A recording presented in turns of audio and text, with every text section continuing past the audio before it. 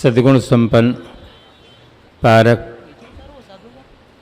Kabir park संस्थान के अध्यक्ष श्री गुरुभूषण साहिब जी, समस्त श्रद्धेय संत गुरुजन, मुद मंगलमय संत समाज, साध्वी समाज, धर्म प्रेमी सज्जनों, श्रद्धामूर्त देवियों एवं प्रिय बच्चों, त्रिदिवसीय कार्यक्रम का आज तीसरे दिन का प्रथम सत्र है। कार्यक्रम का शुभारंभ संत सम्राट सद्गुरु कबीर साहिब की मौलिक वाणी बीजक पाठ से प्रारंभ हुआ। तत्पश्चात भजन और फिर संतों के सुंदर विचार श्रवण कर रहे हैं। अभी आप श्री गुरुभूषण साहिब जी से गणित के नियम की तरह जीवन के नियमों का बहुत साफ साफ चिंतन सुने हैं। जैसे गणित का नियम सर्वत्र एक पाया जाता है, इसी प्रकार से जीवन का भी नियम सर्वत्र एक है। किसी व्यक्ति ने आज तक उस व्यक्ति की हालत नहीं बदली, न हो जिसको लगन खुद अपनी हालत को बदलने की। अगर अपनी हालत को बदलने के लिए हमारे मन में अभिलाषा न हो तो कोई व्यक्ति उसको बदल नहीं सकता। मैं पहले एक छोटा सा उदाहरण दूं। अरब देश के लोग बंबई में पहुंचे। अरब में तेल बहुत है परंतु पानी कम है। होटल में ठहरे। होटलों में तो 24 घंटा पानी की व्यवस्था रहती है। सुबह, दोपहर, शाम, मध्याह्न, जब बाथरूम में जाते, टूटी घुमाते, पानी निकल आता। उन्हें बड़ा आश्चर्य हुआ। पूरा दिन परीक्षा किए। एक दिन बीता, 2 दिन बीता, जब जरूरत हो तब जाते हैं, बाथरूम की टूटी घुमाते हैं, पानी निकल आता है। वे निर्णय लेते हैं कि चलते समय इस टोंटी को निकाल के ले चलना है, अपने देश में लगाना है। हमारे यहाँ पानी की बहुत कमी है। इसमें इतना बड़ा करिश्मा है, इतना बड़ा जादू है। घुमाओ पानी निकल आता है, दूसरे साइड घुमा दो पानी बंद हो जाता है। तीसरे दिन जब जाने का समय हुआ, मैनेजर साहब के पास गए, वहाँ बिल चुकाए। मैनेजर ने सोचा कि ऐसे आदमी अगर हमारे होटल में आते रहे तो हमारा होटल बहुत आगे बढ़ेगा, इसलिए चलते समय इनको गेट तक पहुंचाना चाहिए। चलते समय पहुंचे, मैनेजर उठे, कुछ लोग साथी उठे, एक व्यक्ति बाथरूम में चला गया टोटी को निकालने के लिए। अब टोटी हाथ से कैसे निकले? दूसरा व्यक्ति चला गया, तीसरा चला गया। मैनेजर को बड़ा आश्चर्य हुआ कि एक बाथरूम में 3-3 आदमी क्या करते होंगे। 3 आदमी एक बाथरूम में पहुंच गए। तीनों जब नहीं पहुंचे तो मैनेजर को संदेह हो गया। जाकर झांकते हैं जंगला से, तीनों आदमी कोशिश कर रहे हैं हाथ से कि टोटी निकले। मैनेजर को और बड़ा आश्चर्य हुआ कि इतने संपत्तिशाली व्यक्ति ये क्या कर रहे हैं। अंतिम में टोके। उन्होंने कहा, जब आप देख ही लिए हैं, हमारे यहाँ पानी की बहुत कमी है। 3 दिनों में अनेकों बार हम परीक्षा किए हैं, जब घुमाते हैं तो पानी निकलता है। ये टोंटी हमें दे दीजिए, जो पैसा चाहें आप ले लीजिए। मैनेजर ने कहा, आप बाहर आइए, इससे अच्छी टोटी हम आपको दे देंगे। उन्होंने कहा, उस टोटी की हम परीक्षा नहीं की है, इस टोटी की परीक्षा किए हैं। इसी टोटी को हमें दीजिए, इससे अच्छी हमें नहीं चाहिए। मैनेजर ने कहा, श्रीमान जी, इस टोटी से आप जो पानी निकलता है, इसके पीछे बहुत बड़ा राज छिपा हुआ है। फिट बोर है, ऊपर टंकी है, नल लगा हुआ है, केवल टोटी बाहर से दिखाई देती है। अगर पानी का बोर जो है, यहाँ से हम बटन न दबाएं, टंकी में पानी न हो तो दिन भर घुमाएंगे तो इसमें एक बूंद भी पानी नहीं निकलेगा। टोंटी से पानी निकलता है किंतु टोंटी में पानी नहीं है। टोंटी से निकलता भर है, पानी का केंद्र ऊपर है, टंकी है, तब टोटी से निकलता है। बंधुओं, यही राज हमारे जीवन का ही है। हमारे जीवन में जो अच्छे कर्म होते हैं और बुरे कर्म होते हैं, उसका स्रोत बाहर नहीं है। आप देखते हैं कि कोई आदमी हाथ से गलत काम करता है। हाथ तो एक साधन है, गलत भी कर सकता है, अच्छा भी कर सकता है। उसका स्रोत बाहर नहीं, भीतर है। इसके लिए संत सम्राट श्री कबीर साहब ने बहुत सुंदर समाधान दिया है। आज की सबसे बड़ी समस्या का समाधान साहब जी ने बीजक में बहुत थोड़े शब्दों में किया। आज पूरे विश्व की सरकारें चिंतित है कि आदमी को अच्छा आदमी कैसे बनाया जाए। आज ऐसे ऐसे यंत्र लगे हैं, जितने आदमी जिंदा हैं सबको मारा जा सकता है। विज्ञान ने इतनी बड़ी शक्ति आदमी को दिया है, किंतु एक भी मुर्दा को जिंदा बनाने की क्षमता विज्ञान के यंत्रों में नहीं है। आदमी के मस्तिष्क में जो विचार उत्पन्न होते हैं उसको पकड़ने की, देखने के लिए यंत्र नहीं है, तो जो विचारों का दृष्टा है, साक्षी है, उसको यंत्र कैसे पकड़ सकते हैं। आदमी के भीतर खराबी है, बाहर तो उसका केवल परिणाम है। खराबी का मूल स्रोत भीतर है। जैसे बाहर केवल पानी टोटी से निकलता है, पानी कहीं है, निकलता टोटी से है। कर्म कहीं से होता है, किंतु उसका स्रोत कहीं और है। उसके लिए साहब जी ने बीजक में कहा, जो रहे करवा सो निकरे टोटी। जो करवा में होता है वो टोटी से निकलता है। करवा एक लोटा होता है टोटी वाला, अगर उसके भीतर हम दूध भर देते हैं करवा में, तो टोटी से दूध निकलता है। करवा में घी भर देते हैं तो टोटी से घी निकलता है। करवा में पानी भर दें तो टोटी से पानी निकलता है। तात्पर्य है कि जो करवा में होता है वो टोटी से निकलता है। करवा क्या है? करवा है आदमी का दिमाग, ये करवा है। और टोटी है इंद्रियां। आदमी के दिमाग में जैसे विचार होते हैं उसी प्रकार से इंद्रियों के माध्यम से कर्म होता है। मस्तिष्क में जब अच्छे विचार होते हैं तो इंद्रियों के माध्यम से अच्छे कर्म होते हैं, और मस्तिष्क में जब गलत विचार होते हैं तब इंद्रियों से गलत कर्म होते हैं। अगर हमें अपने कर्मों में बदलना है तो हमें अपने विचारों में बदलना होगा। जैसा बीज वैसा वृक्ष, जैसा विचार वैसा कर्म, ये मूल है। मूल में परिवर्तन करें, परिधि में परिवर्तन अपने आप हो जाता है। जो रहे करवा सो निकरे टोटी की बात जब आती है तो मुझे अकबर बादशाह और बीरबल की याद आ जाती है। प्रातःकाल का समय था, अकबर बादशाह और बीरबल भ्रमण के लिए निकले थे। कहा जाता है प्रातःकाल की हवा अनेक रोगों की दवा। स्वास्थ्य की आवश्यकता राजा, रंक, फकीर सबको होती है, क्योंकि स्वस्थ आदमी ही भौतिक विकास कर सकता है, आध्यात्मिक विकास कर सकता है।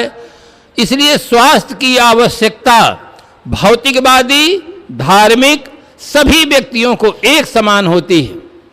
दोनों प्रातःकाल भ्रमण कर रहे थे। बादशाह के मन में एक संकल्प उठता है, एक विचार उठता है कि बीरबल को देखो, जब मुस्कुराता मिलता है, हंसता हुआ मिलता है। मैं बादशाह हूं, मुझे इतनी प्रसन्नता नहीं रहती है, और बीरबल को देखो जब हंसता रहता, मुस्कुराता रहता है। लाओ ऐसा कुछ प्रयोग करें जिससे बीरबल के मन में क्रोध पैदा हो, तनाव पैदा हो, तब देखो बीरबल का चेहरा कैसा होता है। जिस समय कोई व्यक्ति आपका फोटो ले रहा हो, आप उस समय मुस्कुराइए, बहुत सुंदर फोटो आ जाता है। और उसी समय पर फोटो लेते समय आप क्रोध में आ जाइए, फिर देखिए आपका चेहरा कैसा होता है। फोटो देखकर आपको बड़ा आश्चर्य लगेगा। बादशाह के मन में जो विचार उठ रहे थे, बीरबल कुछ नहीं जानता। बादशाह आगे चल रहे थे, बीरबल पीछे। सड़क के किनारे पर एक वस्तु को देख करके बिना ठीक से सोचे बादशाह प्रयोग कर बैठे। बादशाह ने कहा बीरबल, उसने कहा जी हुजूर। बादशाह ने तुरंत प्रयोग कर दिया कि तुम्हारे मुंह में विष्ठा है। बीरबल तुरंत उत्तर दिए कि सरकार के मुंह में घी और शक्कर। बादशाह को बड़ा आश्चर्य हुआ, क्यों बीरबल, मैंने तुम्हारे लिए इतनी अभद्र बात कह दी कि तुम्हारे मुंह में विष्ठा और तुम्हें क्रोध नहीं उत्पन्न हुआ? तुम कहते हो सरकार के मुंह में घी और शक्कर। कहे सरकार, क्रोध का कोई कारण नहीं है। कहे क्यों? कहा जिसके मुख में जो था वो निकला। बादशाह ने कहा क्या मेरे मुख में यही था? हुजूर, आपके मुख में जो था वो आपके मुख से निकला, मेरे मुख में जो था घी और शक्कर मेरे मुख से निकला। बादशाह इतना लज्जित हो जाता है, पानी पानी हो जाता है, न धरती फटती है न आसमान में उड़ सकते हैं। स्वयं प्रयोग किए थे।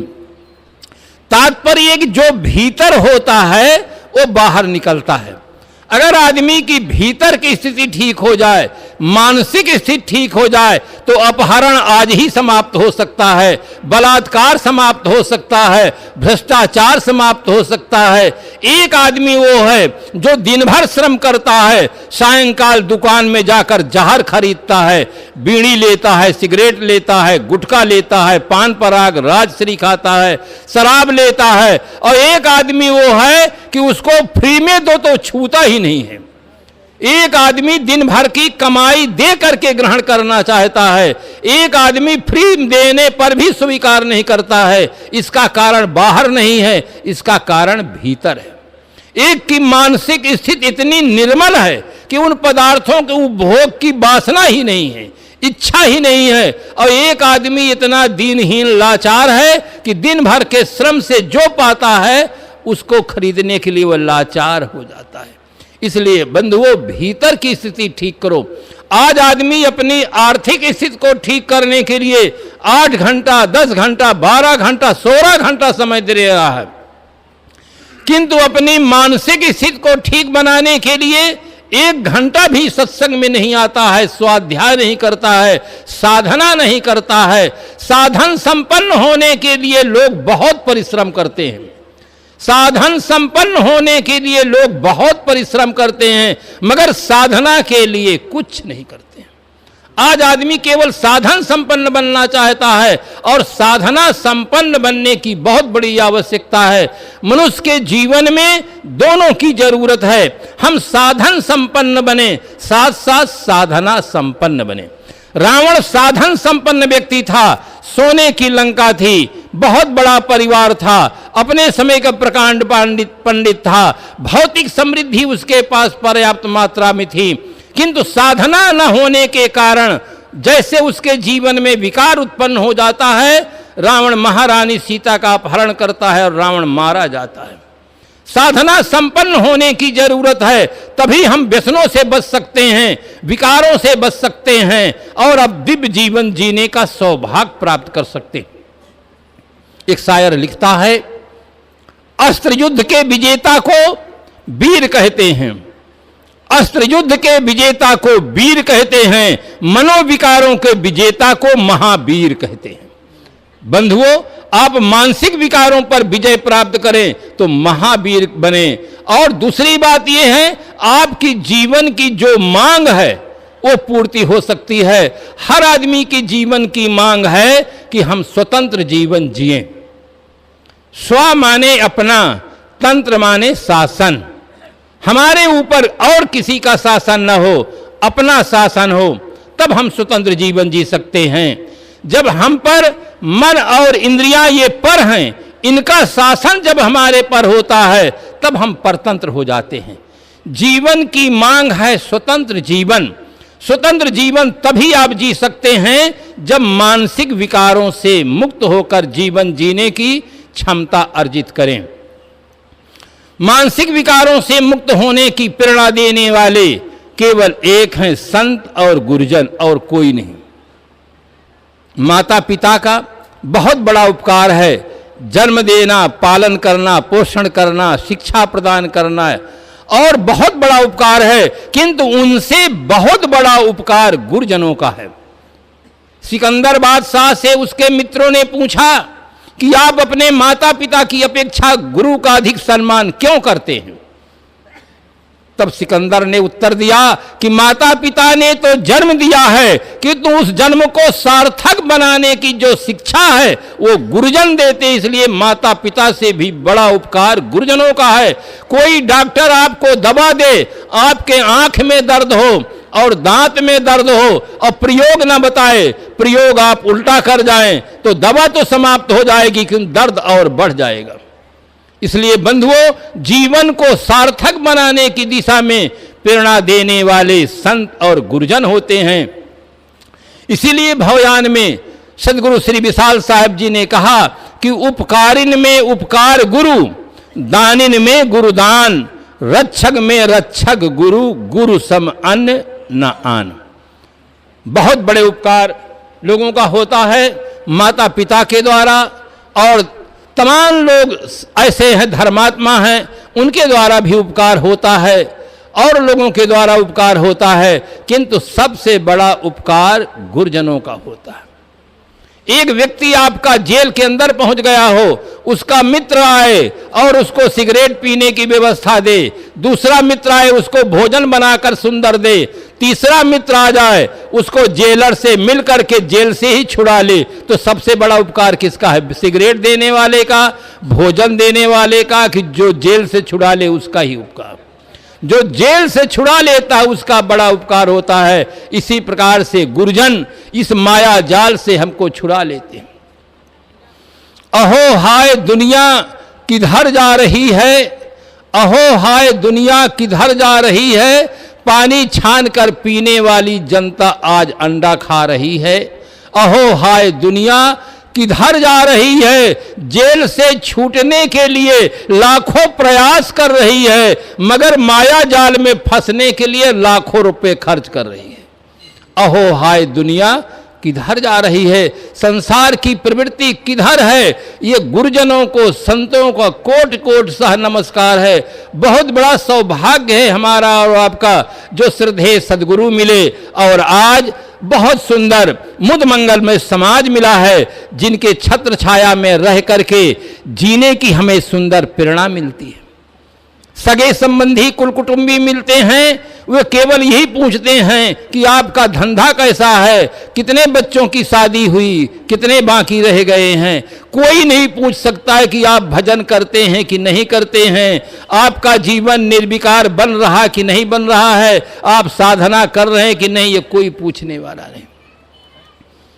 सबसे बड़ा उपकार संतों का और गुरुजनों का होता है। इसलिए कहा गया तमन्ना दर्द दिल में है तो कर खिदमत फकीरों की, नहीं वह लाल मिलता है अमीरों के खजाने में।